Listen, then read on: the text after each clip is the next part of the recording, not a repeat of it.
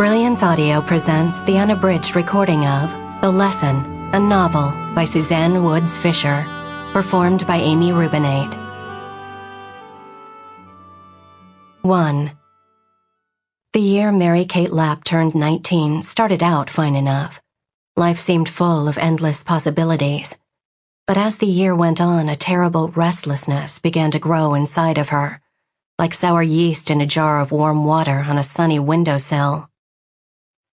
There were days when she thought she couldn't stand another moment in this provincial little town, and days when she thought she could never leave.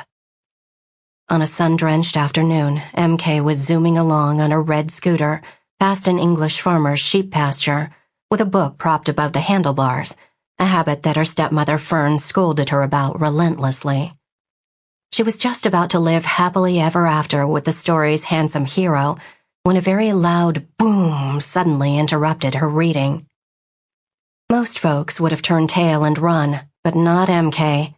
She might have considered it, but as usual, curiosity got the best of her. She zoomed back down the street, hopped off her scooter, climbed up on the fence, and there she saw him, an English sheep farmer in overalls, sprawled flat on the ground with a large rifle next to him. The frightened sheep were huddled in the far corner of the pasture. Doozy, MK's big old yellow dog of dubious ancestry, elected to stay behind with the scooter.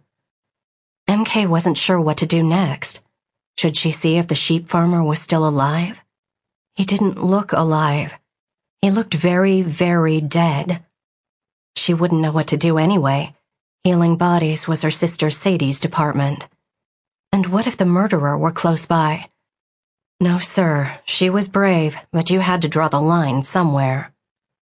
But she could go to the phone shanty by the schoolhouse and make a 911 call for the police.